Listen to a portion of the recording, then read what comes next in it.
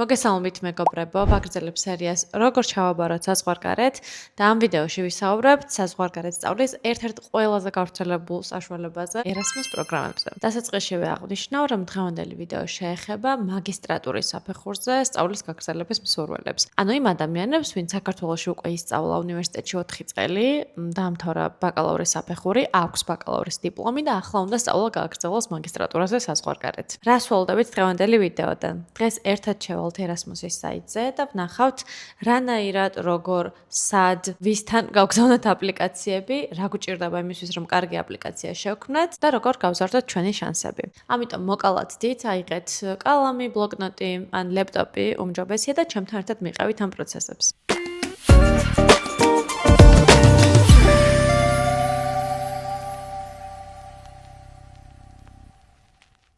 ერასმუს აქვს ძალიან ბევრი პროგრამა, მაგისტრატურის პროგრამა არ არის ერთადერთი. და ზოგადად რო ვიცოდეთ, სანამ ამ პროგრამებზე განაცხადს გავაგზავნით რა არის ერასმუსი. თვითონ დასახელება ერასმუსი მოდის ერასმუს როტერდამელის სახელიდან, რომელიც მე 15-16 საუკუნეებში ცხოვრობდა და თავის ცხოვრების დიდი ნაწილი სწორედ საგანმანათლებლო შესაძლებლობების შექმნას მოანდომა იმ პერიოდში მცხოვრები ადამიანებისთვის. ეს პროგრამაც არის შესაძლებლობა არაპრივილეგირებული ადამიანებისთვის, რომ მათაც მიეცეთ საშუალება ისწავლონ საზღვარგარეთ, თავიანთი თვალსაჩინო გაიფართავან და მოკლედ ყველა ის ბენეფიტი მიიღონ, რაც საზღვარგარეთ სწავლას უკავშირდება. მოკლედ დღეს ჩვენ ვსაუბრობთ Erasmus Mundus-ის პროგრამებზე. ეს არის სამაგისტრო პროგრამა, რომელიც საშუალებას გაძლევთ, რომ არა ერთ ქვეყანაში ისწავლოთ, არამედ ერთდროულად 3 ქვეყანაშიც კი ისწავლოთ. მაგალითად, ჩააბაროთ რაღაც კონკრეტულ ფაკულტეტზე, თქვათ, ეკონომიკის ფაკულტეტზე და ისწავლოთ როგორც ვენაში, ისე ამსტერდამში, მილანში და ასე შემდეგ. მოკლედ, თვითონ ეს პროგრამა მოიცავს იმას, რომ თქვენ ერთ ადგილას არ იყოთ და თითო სემესტრი გაატაროთ თითო ადგილზე. ეს პროგრამა ფარავს როგორც სწავლის ხარჯს, ისე ცხოვრების ხარჯს.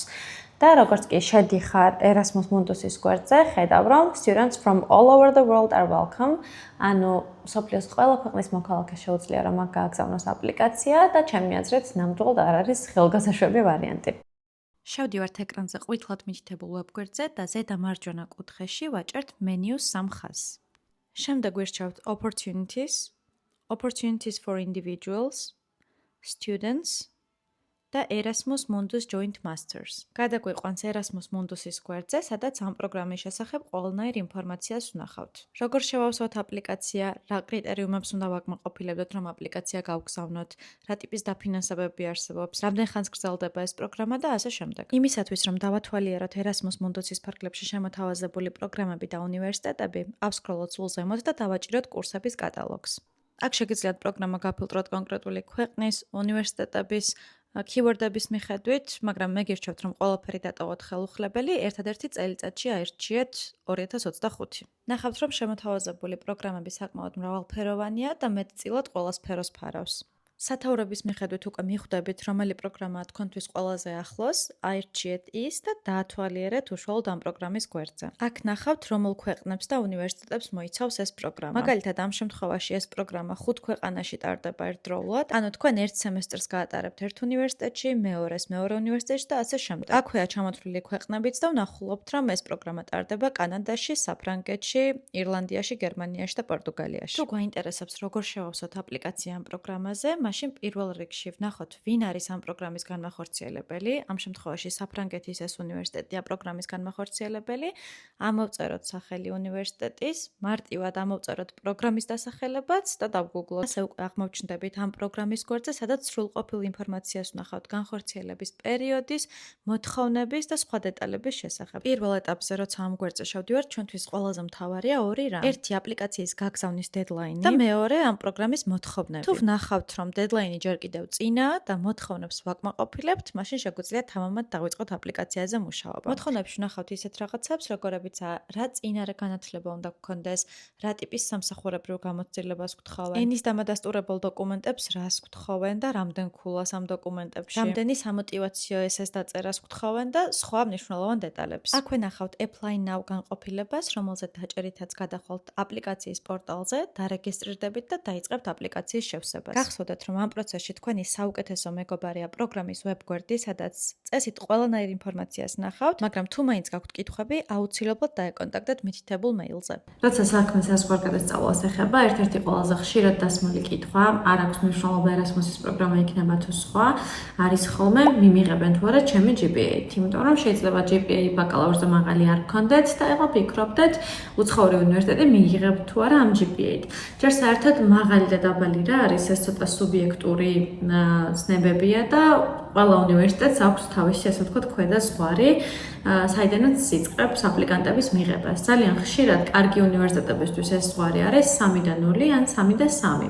აი, ბევრგან შეგხვდებათ კარგ უნივერსიტეტებში, რომ 3 და 3-დან ვიღებთ სტუდენტებს. უფრო მაღალიც არსებობს. თუმცა არის უნივერსიტეტები, რომლებიც უფრო დაბალი GPA-თაც იღებს სტუდენტებს, აი 2 და რაღაციდანაც იღებს სტუდენტებს და შეგიძლიათ რომ პირდაპირ დრო არ დაკარგოთ და ესეთი უნივერსიტეტების მოძებნა დაიწყოთ ჯერ და უკვე შემდეგ გადახვიდეთ სააპლიკაციო პროცესზე, ან არის კიდე რაღაც მიდგომები, რასაც ეს უნივერსიტეტებთან კომუნიკაციისას ვურჩევ ხოლმე სტუდენტებს, რომლებიც რეგისტრირდებიან ჩემს კურსზე. აპლიკაციები თავიდან ბოლომდე.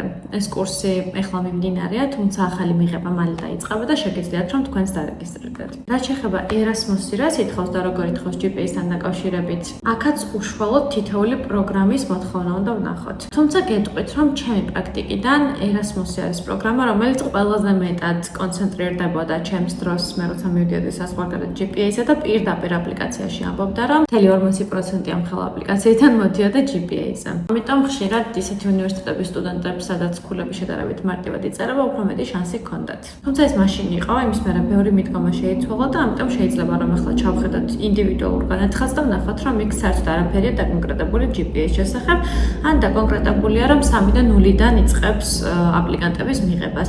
და თუ თქვენ აკმაყოფილებთ ამ კრიტერიუმს, ან თუ 3 და 1 გაქვთ, ნუ შეგეშინდებათ და გაგზავნეთ თამამად, იმიტომ რომ 3 და 1 ნიშნავს, რომ თქვენ კრიტერიუმი GPA-სთან დაკავშირებით დააკმაყოფილეთ. სამოტივაციო წერილებთან დაკავშირებით ერთი ვიდეო უკვე მიდევს, ის ძალიან ადრე გადავიღე ვენაში, რომ წავედი მე თვითონ სასწავლებლად, მაშინ გადავიღე და იმის მერე ვენაშიც ვიმუშავე კარიერულ ოფისთან და ამერიკაში რომ სწავლობდი, იქაც ვიმუშავე კარიერულ ოფისთან და მე თვითონ ვიყავი მენტორი იქაური სტუდენტების, ვისაც უნდათ ჩაბარება უფრო მაღალ საფეხურზე, მაგალითად მაგისტრატურაზე. ამიტომ შევეცდები რომ მოვიცალოთ სამოტივაციოსთან დაკავშირებით კიდევ ერთი და უფრო დეტალური და კონკრეტული ვიდეო ჩავწერო. მანამდე კი ძალიან დიდი იმედი მაქვს, რომ ამ დროს გამოიყენებთ იმისთვის, რომ მოძებნოთ თქვენთვის სასურველი პროგრამა და დაიწყოთ აპლიკაციის შევსება. წარმატებები და არ დაგავიწყდეთ ჩემი არხის გამოწერა.